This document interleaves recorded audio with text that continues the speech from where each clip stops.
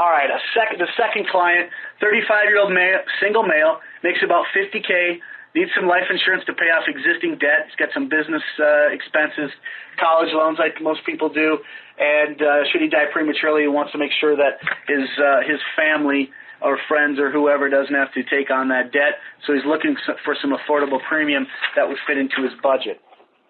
All right, looking at the Gendex Momentum, which again is our #1 index universal life product, 8% rate of return.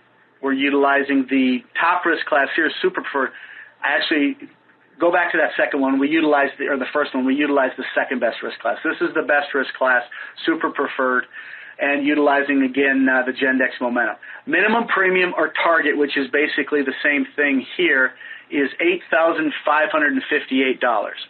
Maximum he could put in is $33 million, and this is all based on a $1 million death benefit. Now, let's say you go with a $1 million death benefit and the client can't afford $8,558. What other options do you have? Well, you can blend in some term. So you blend in some term, you drop down that death benefit, you keep the death benefit total at $1 million, but now you drop the permanent side of it down to $250,000, and you're adding $750,000 for term rider. So look what you've done. You've cut the premium down by $6,000 a year, so you're saving them $6,000. You're still addressing the total $1 million death benefit, and you could still overfund the policy. So there are ways by dialing in term that you can make an index universal life policy more affordable. Now, that will obviously affect the cash value a little bit and affect what you're paid on the target premium. But again, everything's relative, as I've said, to what a client can afford.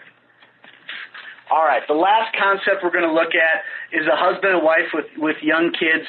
They've got a combined income of $80,000, which I'd say is probably a little, well, actually we've got Paul at 335 years of age, but I think that's 35.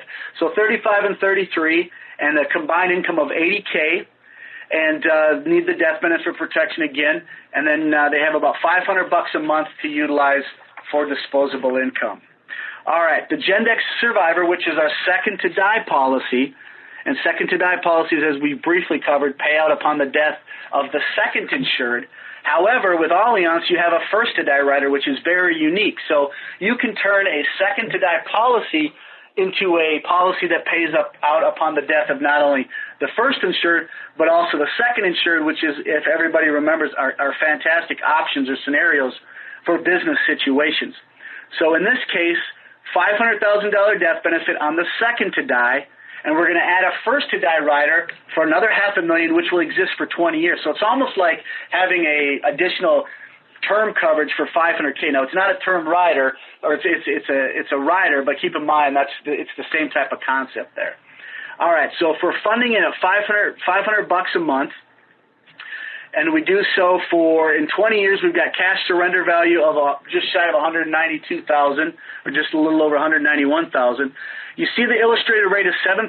You'll probably ask why 7 on this and not 7 on the Gendex Momentum, simply because the caps and participation rates are higher on that of the Momentum than the Survivor, so obviously your historical rates differ slightly with that as well. So based on this scenario, our income amount over 7 years would be about $31,000, and that would be in 20 years.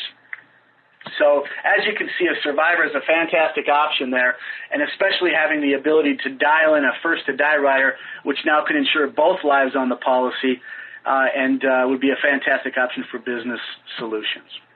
All right, a summary of what we covered. Again, we went briefly into a little review as far as what we've covered in the past when it comes to where an index universal life will fit. We covered the loan methodologies, again, preferred wash, and our most popular, the participating loan, and variable loans and what the advantages and disadvantages are, and then quickly went over a couple concepts as far as that was concerned. So I'll open up the chat thing here, and I don't see that we've got any questions, so if you have any, or if I need to clear up or clarify anything, please go ahead and type your questions in.